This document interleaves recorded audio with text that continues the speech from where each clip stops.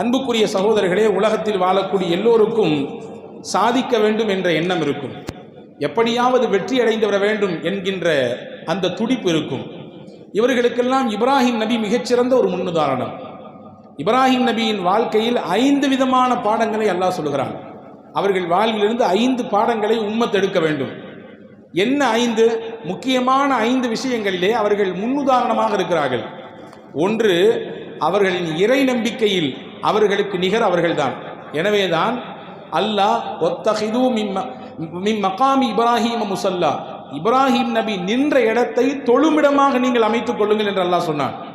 இன்னைக்கு காபாவை தவாஃப் செய்யக்கூடிய யாவரும் தவாஃபை முடித்துவிட்டு இந்த மகாம் இப்ராஹிமிற்கு முன்னால் நின்று 2 ரக்காய் தொழுவது ஒரு சுன்னத்தான அமலாக, தவாஃப் செய்யக்கூடிய யாவரும் செய்யக்கூடிய ஒரு விஷயமாக இன்றளவும் அது பேணப்படுகிறது. காரணம், அவர்களின் இறை நம்பிக்கைக்கு அல்லாஹ் தரக்கூடிய மரியாதை. அது மட்டுமல்ல, உலகத்தில் யாரையும் தன்னுடைய நண்பர் என்று அல்லாஹ் சொல்லவில்லை. ஆனால் இப்ராஹிம் நபியை தன்னுடைய நெருங்கிய நண்பர் என்கிறான். வத்தகதல்லாஹு இப்ராஹிம ஹலீலா, இப்ராஹிமை அல்லாஹ் தன்னுடைய ஹலீலாக, உற்ற தோழனாக அமைத்து கொண்டான் என்று சொல்வதின் முக்கிய நோக்கம் என்னவென்றால், அவர்களிடத்தில் இருந்த இறை நம்பிக்கைக்கு அல்லாஹ் கொடுக்கக்கூடிய சான்று. அந்த இறை நம்பிக்கையை உறுதிமிக்க நிலைப்பாட்டோடு அவர்கள் எடுத்தார்கள், நிலைத்து நின்றார்கள். அதிலே வரக்கூடிய சோதனைகளை எல்லாம் எதிர்கொண்டார்கள். அந்த சிரமங்களை எல்லாம் அவர்கள் முகம் கொடுத்தார்கள். இப்ராஹிம் நபியினுடைய வாழ்க்கையில் நமக்கு இருக்கக்கூடிய 2வது முக்கியமான பாடம், இறை நம்பிக்கையில் நிலைத்தார்கள் என்பது மட்டுமல்ல, அந்த காலகட்டத்தில் அவர்களுக்கு அந்த இறை நம்பிக்கைக்கு எதிராக சோதனையாக வந்து முடிந்த அனைத்திற்கும் முகம் கொடுத்தார்கள். தயங்கவில்லை, பின்வாங்கவில்லை, ஓடி ஒளியவில்லை, மறையவில்லை. உலகத்தில் வாழ்ந்த ஒட்டுமொத்த நபிமார்களும் அவர்கள் வாழ்ந்த காலத்தில் ஏற்பட்டிருக்கக்கூடிய பிரச்சனைகளுக்கு, நெருக்கடிகளுக்கு முகம் கொடுத்திருக்கிறார்கள். அதையெல்லாம் கண்டுதான் நிலைத்து நின்று தங்களுடைய ஈமானில் உறுதியான வெளிப்பாட்டை காண்பித்தார்கள். நமக்கு தெரியலாம், இப்ராஹிம் நபிக்கு நம்ரூத் என்றால் மூசா நபிக்கு ஃபிரௌன், அதே போன்று முகமது நபி ஸல்லல்லாஹு அலைஹி வஸல்லம் அன்னவர்களுக்கு அபூ ஜஹல், ஷைபா, உத்பா போன்றவர்கள். எல்லாருடைய காலத்திலும் ஏதோ ஒரு நெருக்கடி இருந்திருக்கிறது. இந்த சத்திய இஸ்லாத்திற்காக வேண்டி பல்வேறு விதமான நெருக்கடிகள் அமைந்திருக்கிறது. அதிலெல்லாம் அவங்க இருந்து நிலைத்து நின்று அதை வென்று காண்பித்திருக்கிறார்கள். சோதனையை கண்டு துவண்டு போய்விடவில்லை. இதை இப்ராஹிம் நபியினுடைய வாழ்க்கையிலே நாம் எடுத்துக்கொள்ள வேண்டிய 2வது முக்கியமான பாடம். Karim's biryani paradise at Liberty and catering services, கோடம்பாக்கத்தின் அறுசுவை அடையாளம். அடுக்கடுக்கான சோதனைகள் இப்ராஹிம் நபிக்கு. அவர்கள் சிறுவர்கள் வாலிப பருவத்தில் இருந்த பொழுது, அதே போன்று அவர்களின் ஊரிலே, அவர்களுடைய குடும்பத்திலே, அதே போன்று அந்த நாட்டில் வாழ்ந்த மன்னன் புறத்திலிருந்து, இதை தாண்டி அடுக்கடுக்கான சோதனைகளை அவர்கள் முகம் கொடுத்து அதிலே ஜெயித்து காண்பித்தார்கள். எல்லாவற்றுக்கும் மேலானவன் அல்லாஹ் ஒருவன் இருக்கிறான், அவன் நிச்சயம் ஒரு காலம் கைவிட மாட்டான் என்கின்ற சிந்தனையை உலகத்திற்கு உறக்கச் சொன்னவர்கள் சையதுனா இப்ராஹிம் அலைஹிஸ்ஸலாம். தனி ஆளா நின்று எதிர்த்தாங்க. எனவேதான் குர்ஆன் சொல்கிறது, இப்ராஹிம் நபியை கான உம்மா, அவர் ஒரு தனி மனிதர் அல்ல, அவர் ஒரு சமுதாயம் என்று அல்லாஹ் சொல்கிறான். ஒரு சமுதாயம் செய்ய வேண்டிய மாற்றத்தை, ஒரு சமுதாயம் முன்னெடுக்க வேண்டிய ஒரு விஷயத்தை, ஒரு சமுதாயம் இழுத்து செல்ல வேண்டிய ஒரு காரியத்தை தனி மனிதராக இருந்து அந்த சிரமங்களில், கஷ்டங்களுக்கெல்லாம் முகம் கொடுத்து அதை எதிர்கொண்டார்கள், அதிலே ஜெயித்தும் காண்பித்தார்கள் என்பதைத்தான் அல்லாஹ் உம்மா என்ற வார்த்தையிலிருந்து உணர்த்துகிறான். எனவே அன்புக்குரிய சகோதரர்களே, இப்ராஹிம் நபியின் வாழ்க்கையில் நமக்கான 2வது முக்கியமான பாடம், அவர்கள் சோதனைகளுக்கு முகம் கொடுத்தார்கள், எதிர்கொண்டார்கள், அதிலே ஜெயித்து காண்பித்தார்கள். 3வது முக்கியமான பாடம், இப்ராஹிம் நபியிடத்திலே துணிவு இருந்தது, தைரியம் இருந்தது, கோழைத்தனம் இல்லை, யாரையும் பார்த்து பயந்து ஒதுங்கக்கூடிய நிலைப்பாடு இல்லை. இப்ராஹிம் அலைஹிஸ்ஸலாமின் வாழ்க்கையில் துணிவு இருந்தது. வரலாற்றிலே பாருங்கள், குர்ஆன் ஷரீஃப் அதை நிரூபித்துக் கொண்டிருக்கிறது. ஒட்டுமொத்த மக்களும் கூடி நம்ரூதின் முன்னால் நிப்பாட்டப்படுகிறார். யார் இந்த காரியத்தை செய்தது? இங்கே எல்லாம் கற்கள் எல்லாம் உடைக்கப்பட்டிருக்கிறதே, யார் இந்த வேலையை செய்தது என்று கேட்டபொழுது துணிந்து பதில் சொன்னார்கள். அந்த பதில் அறிவுபூர்வமான பதிலாக இருந்தது. அந்த மக்களுக்கெல்லாம் தங்களுடைய கொள்கை எவ்வளவு தவறானது என்பதை உணர்த்தக்கூடிய பதிலாக இருந்தது. நான் செய்யவில்லை என்று சொல்லவில்லை, இங்கே இருக்கக்கூடிய பெரிய கல் தான் அந்த வேலையை செய்தது. பாருங்கள், அதனுடைய கழுத்தில் தான் கோடாரி இருக்கிறது என்று துணிந்து சொன்னார்கள். அதை சொன்னால் என்ன நடக்கும் என்பது தெரியும், தெரிந்தே துணிந்து செய்தார்கள்.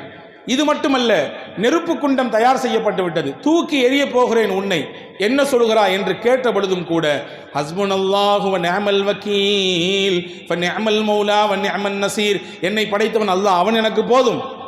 உங்களுடைய ஆட்சிக்கு, உங்கள் அதிகாரத்து, உங்களுடைய மிரட்டல் உருட்டலுக்கெல்லாம் பயப்படக்கூடியவன் நான் அல்ல. இந்த நெருப்பு குண்டம் என்ன, இதைவிட பிரம்மாண்டமாக எனக்கு நீங்கள் அச்சுறுத்தலை கொடுத்தாலும் எதிர்கொள்வேன், துணிச்சலோடு நிற்பேன். எனக்கு அந்த ஈமானிய வலிமையை அல்லாஹ் தந்திருக்கிறான் என்று ஹஜ்ரத் இப்ராஹிம் அலைஹிஸ்ஸலாம் சொன்னார்கள். நேற்றிலிருந்து ஒரு வீடியோ வைரலாக பரவி வருகிறது, நீங்கள் பார்த்திருக்கலாம். கஸ்ஸாவிலே இடிபாடுகளுக்கு மத்தியிலே தொழுது கொண்டிருக்கிறார்கள் பாலஸ்தீன முஸ்லிம்கள். அதிலே ஒருவர் உரையாற்றுகிறார். அந்த உரையை நீங்கள் தமிழாக்கம் செய்யப்பட்ட அந்த மொழிபெயர்ப்பை வாசித்திருக்கலாம். அவர் சொல்லுகிறார், ஃபஹ்ஸினு ظن بالله, ஜனங்களே, மக்களே, நீங்கள் அமெரிக்காவை கொண்டோ இஸ்ரேலை கொண்டோ அஞ்ச தேவையில்லை. அல்லாஹ் நாடியது நடக்கும். இந்த மண்ணிலே நாம் நிலைத்து நிற்போம். இந்த மண் நமக்கானது. நீங்கள் பயப்பட வேண்டாம். அல்லாஹ்வை கொண்டு நல்லெண்ணம் கொள்ளுங்கள். நம்மை இப்படி சோதிக்கிறானே, நம்முடைய நாட்டிலேயே இவ்வளவு நெருக்கடி இருக்கிறதே, இவ்வளவு தூரம் நமக்கு பல்வேறு சிரமங்களையும் கஷ்டங்களையும் உள்வாங்கிக் கொண்டிருக்கிறோமே என்று நினைக்காதீர்கள். அல்லாஹ்வை கொண்டு நல்லெண்ணம் கொள்ளுங்கள். நிச்சயம் அல்லாஹ் நமக்கு வழிகாட்டுவான். இவர்களுக்கெல்லாம் பயந்து ஒதுங்கி வாழக்கூடியவர்கள் நாம் அல்ல. இவர்களுடைய மிரட்டலுக்கும், இவர்களுடைய பீரங்கிகளுக்கும், இவர்களுடைய குண்டுகளுக்கும் நாம் பயப்பட மாட்டோம் என்பதை உங்கள் செயலால் உணர்த்துங்கள் என்று அவர் பேசிய வார்த்தை உள்ளபடியே ஈமானை நமக்கு அதிகரிக்க செய்கிறது. இதுதான் துணிவு. இந்த ஈமானிய துணிவை ஹஜ்ரத் இப்ராஹிம் அலைஹிஸ்ஸலாம் இடத்திலிருந்து சமுதாயம் படிக்க வேண்டும், எடுத்துக்கொள்ள வேண்டும் என்று அல்லாஹ் மூன்றாவது பாடமாக சொல்கிறான். நாலாவது முக்கியமாக இப்ராஹிம் அலைஹிஸ்ஸலாம் இடத்தில் இருந்த அர்ப்பணிப்பு உணர்வு. அல்லாஹ் கேட்டால் எதையும் கொடுப்பேன், எதற்கும் எந்த விதிவிலக்கும் இல்லை. என்னை கேட்டாலும் தருவேன், என் குடும்பத்தை கேட்டாலும் தருவேன், என் சொத்தை கேட்டாலும் தருவேன். இந்த நாட்டை விட்டு வா இன்னொரு நாட்டுக்கு என்று அழைத்தாலும் நான் பிறந்து வளர்ந்து வாழ்ந்து பார்த்த மக்களை எல்லாம் விட்டு கூட போய் விடுவேன். ஹஜ்ரத் இப்ராஹிம் அலைஹிஸ்ஸலாம் போனார்கள். நமக்கெல்லாம் தெரியும், இதோ அடுத்து வருகிறது மாதம், முஹர்ரம் மாதம். நபிகள் பெருமானார் மக்காவிலிருந்து மதீனாவுக்கு ஹிஜ்ரத் செய்தார்கள் என்று நமக்கு தெரியும். நபிகளோடு சேர்ந்து சஹாபாக்கள் ஹிஜ்ரத் செய்திருக்கிறார்கள் என்பது நமக்கு தெரியும். ஆனால் உலகத்தில் முதலில் ஹிஜ்ரத் செய்தவர்கள் யார் தெரியுமா? இப்ராஹிம் நபி. இன்னி முஹாஜிருன் இலா ரப்பி சயஹ்தீன். முஹாஜிருன் இலா ரப்பி, யா அல்லாஹ், நான் பிறந்த இந்த நாட்டிலிருந்து இதோ நான் கிளம்பி விட்டேன், ஹிஜ்ரத் செய்கிறேன், நான் வெளியே போகிறேன், வேறொரு நாட்டுக்கு உன்னுடைய நல்ல சத்தியத்தை தேடி இதை பரப்புரை செய்வதற்கு போகிறேன் என்று ஹஜ்ரத் இப்ராஹிம் அலைஹிஸ்ஸலாம் போனார்கள். அப்ப எதை கேட்டாலும் அர்ப்பணிக்கக்கூடிய உயர்ந்த குணம். உலகத்தில் அர்ப்பணிப்பும் தியாகமும் எல்லாத்துக்கும் தேவை. முன்னேறக்கூடிய நினைக்கக்கூடியவர்கள் எல்லோரும் சொல்வார்கள், என்னுடைய வாலிப காலத்தில் அந்தந்த விஷயத்தை எல்லாம் நான் விட்டேன், இந்தந்த காரியத்தை எல்லாம் நான் தவிர்த்தேன், எத்தனை இரவுகள் நான் கண்பிடித்திருக்கிறேன் தெரியுமா, எத்தனை நாட்கள் என் குடும்பத்தை பிரிந்து அயல் நாட்டில் இருந்திருக்கிறேன் தெரியுமா, எத்தனை நாட்கள் நான் பசியோடு இருந்திருக்கிறேன் தெரியுமா, எத்தனை நாட்கள் உடுப்பு துணி இல்லாமல் கிழிந்த துணிகளை ஒட்டி போட்டுக்கொண்டு நான் என் வாழ்க்கையை கடந்திருக்கிறேன் தெரியுமா. அதற்கெல்லாம் அல்லாஹ் எனக்கு இப்பொழுது சுகமான வாழ்க்கையை தந்திருக்கிறான். அந்த கஷ்டத்திற்கு, அந்த தியாகத்திற்கு, அந்த அர்ப்பணிப்புக்கு எனக்கு இப்பொழுது நல்ல வாழ்க்கையை அல்லாஹ் தந்திருக்கிறான் என்று நம்மளே எத்தனை பேர் சொல்லுகிறோம் இல்லையா? இப்போ வாழ்வின் முன்னேற்றத்திற்கும் சரி, குடும்ப முன்னேற்றத்திற்கும் சரி, இன்னபிற விஷயங்களில் நாம் ஜெயிக்கக்கூடிய காரியங்களுக்கு ஏதாவது சில அர்ப்பணிப்புகளும் தியாகமும் தேவை.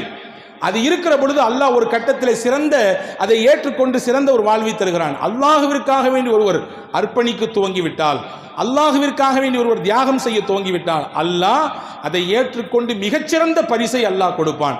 இப்ராஹிம் நபி இடத்திலே நான்காவது குணமாக அர்ப்பணிப்பு இருந்தது, ஐந்தாவது குணமாக தியாகம் இருந்தது. இந்த ரெண்டையுமே ஹஜ்ரத் இப்ராஹிம் அலைஹிஸ்ஸலாம் எடுத்திருந்தார்கள். தியாகம் என்றால் என்ன? தனக்கு மிஞ்சியதை கொடுப்பதற்கு பெயர் தர்மம் என்பார்கள் தமிழிலே. தனக்கு போக மிச்சம் இருக்கிறதை எடுத்து கொடுக்கிறது தர்மம். தனக்கு தேவையானதை ஒருத்தர் எடுத்து கொடுக்குறாரு, அதுக்கு பேர் தயாளம் என்பார்கள். தயாள குணம் உள்ளவர், தனக்கு தேவையானாலும் கூட எடுத்து கொடுத்துருவாரு, இது தயாள குணம். மூணாவது ஒரு குணம் இருக்கிறது, மூணாவது ஒரு பண்பு இருக்கிறது, அதுதான் தியாகம். தன்னையே கொடுப்பதற்கு தான் தியாகம் சொல்லுகிறோமா? நாட்டுக்காக வேண்டி உயிர் நீத்த தியாகி என்கிறோம். எதற்கு சொல்லுகிறோம்? இந்த நாட்டுக்காக வேண்டி தன்னையே கொடுத்தார். தன் குடும்பத்திற்காக இந்த நிலை மாற வேண்டும், இந்த சமூகத்தில் புறையோடி போயிருக்கக்கூடிய இந்த தீய பழக்கம் மொத்தமாக அழிய வேண்டும் என்பதற்காக வேண்டி தன்னையே கொடுத்தார். இவர் தியாகியாக மாறிவிட்டார் என்று சொல்வதை எல்லாம் பார்க்கிறோம். அப்ப அந்த தியாகத்தை ஹஜ்ரத் இப்ராஹிம் அலைஹிஸ்ஸலாம் கொடுத்தார்கள். அந்த தியாகத்தின் உச்சபட்சமான ஒரு நிலைப்பாடுதான் ஒவ்வொரு ஆண்டும் அதை நாம் பின்பற்றி வருகிறோம். தன் மகனை கொடுத்தார்கள். தன் மகனை அல்லாஹ் கேட்பதாக கனவுதான் பார்த்தார்கள். அந்த கனவை உண்மைப்படுத்தினார்கள். அல்லாஹ் சொன்ன உத்தரவு, எனவே இதை நான் பின்பற்றுகிறேன் என்று சொல்லி பின்பற்றினார்கள். அல்லாஹ் அதற்கு பரிசாக சொர்க்கத்திலிருந்து கொடுத்தான் ஆட்டை. இங்கிருந்து அங்கிருந்து எல்லாம் கொடுக்கவில்லை, சொர்க்கத்திலிருந்து இறக்கினார். ஜிப்ரீல் அலைஹிஸ்ஸலாம் கொண்டு வந்து கொடுத்தார்கள். உங்கள் கனவு உண்மை, நீங்கள் பார்த்ததும் உண்மை, அதை நீங்கள் உண்மையாக செயல்படுத்தியும் விட்டீர்கள். அல்லாஹ் உங்களின் தியாகத்தை கபூல் செய்து விட்டான். அவன் உங்களுக்கு கொடுத்த பரிசு என்னவென்றால், இதோ சொர்க்கத்திலிருந்து ஆடு, இதை கொடுங்க. அது மட்டுமல்ல, உங்கள் மூலம் இந்த உலக அழிவு நாள் வரைக்கூடிய மக்கள் எல்லாரும் இந்த விஷயத்தை இனிமேல் ஃபாலோ பண்ணணும்னு அல்லாஹ் விரும்பிட்டான். இது அப்படியே பின்பற்ற வேண்டும் என்று விரும்பிவிட்டான் என்ற அன்னைக்கு துவங்கியது இந்த குர்பான் என்ற மிகச்சிறந்த தியாகத்தினுடைய இந்த செயல் இன்று வரை இல்லை கியாமத்து வரை தொடரும். எனவே தான் சஹாபாக்கள் ரசூல்லாட்ட கேட்டாங்க, ஒமா அல்லாஹி யா ரசூல் அல்லாஹ், இந்த உதுகியான என்னன்னு கேட்டாங்க. ரசூலுல்லாஹ் ஒரு சுன்னத்துன்னு சொல்லியிருக்கலாம், இது ஒரு நல்ல வழக்கம், ரொம்ப காலமாக பின்பற்றிட்டு வர்றோம் அப்படின்னு சொல்லியிருக்கலாம். ஆனால் என்ன வார்த்தை சொன்னாங்க தெரியுமா? சுன்னத்த அபீக்கும் இப்ராஹீம், உங்கள் தகப்பனார் இப்ராஹீமுடைய நற்செயல் என்றார்கள். அவர்களின் வழிகாட்டுதல் அவங்க செஞ்சாங்க, அல்லாவுக்கு பிடிச்சு போச்சு, எனவே நாமும் செய்கிறோம், அவ்வளோதான். இப்ராஹிம் அலைஹிஸ்ஸலாமின் அந்த வழிகாட்டுதல் தான் நாம் பின்பற்றுகிறோம் என்று ஹஜ்ரத் சையதுனா முஹம்மது ஸல்லல்லாஹு அலைஹி வஸல்லம் சொன்னார்கள். ஆக இந்த 5 நற்குணங்களையும், இந்த 5 விஷயங்களையும் நாம் வாழ்க்கையில் பின்பற்றுகிற பொழுது நிச்சயமாக நம்முடைய எண்ணம் எதை இலக்காக வைத்து நகர்கிறதோ அதிலும் வெற்றி பெறலாம். நாம் சாதிக்கக்கூடிய மக்களாக மாறலாம். எல்லாவற்றுக்கும் மேலாக அல்லாஹ்விற்கு பிடித்த உவப்பான மக்களின் கூட்டத்திலே நாம் சேரலாம். வல்ல அல்லாஹ் அப்படிப்பட்ட சிறந்த சிந்தனையை இந்த சிறந்த நாளிலே, இந்த ஈதுல் அல்ஹா என்று சொல்லக்கூடிய இந்த திருநாளிலே, தியாக திருநாளில் நம் யாவருக்கும் தந்தருள் புரிவானாக. இந்த ஆண்டு புனிதமான ஹஜ்ஜுக்கு சென்ற ஹாஜிகளுடைய ஹஜ்ஜை எல்லாம் அல்லாஹ் கபூல் செய்வானாக. நம்முடைய மஹல்லாலேருந்து போயிருக்காங்க, பிற ஊர்களிலிருந்து பயணித்திருக்காங்க, நாடுகளிலிருந்து பல லட்ச மக்கள் போயிருக்கிறார்கள். இன்றைக்கு அவர்களுக்கு 11வது நாள். மிகச்சிறப்பாக நேற்று அமலெல்லாம் முடித்துவிட்டு இன்னைக்கு மின்னால தங்கியிருக்காங்க. அல்லாஹ் நமக்கும் அங்கே தங்குவதற்கு வாய்ப்பை வழங்குவானாக. குடும்பத்துடன் ஹஜ்ஜி செய்ய, உம்ரா செய்ய, ஜியாரத் செய்ய, பலஸ்தீனத்திற்கு பயணிக்க, பைத்துல் முகத்தஸிலே சஜிதா செய்வதற்கு அல்லாஹ் நாம் யாவருக்கும் வாய்ப்பளிப்பானாக. பாலஸ்தீனத்திற்கு வெற்றியை தருவானாக. அவர்களின் தியாகங்களை அல்லாஹ் கபூல் செய்வானாக. அவர்களின் ஷஹீதுகளுக்கு பகரமாக அல்லாஹ் அந்த மக்களுக்கு பைத்துல் முகத்தஸை முழுமையாக மீட்டு கொடுத்து அதை பரிசாக அவர்களுக்கு அல்லாஹ் வழங்குவானாக. அல்லாஹ் நம்முடைய வாழ்க்கையிலும் ஏற்பட்டுவிட்ட எல்லா கரைகளையும் பாவங்களையும் மன்னித்து அவனுடைய பிரியத்திற்குரிய நன்மக்களாக மேன்மக்களாக நம் யாவரையும் அல்லாஹ் சேர்த்தல் புரிவானாக. ஆமீன். வாஹிரு தஅவானா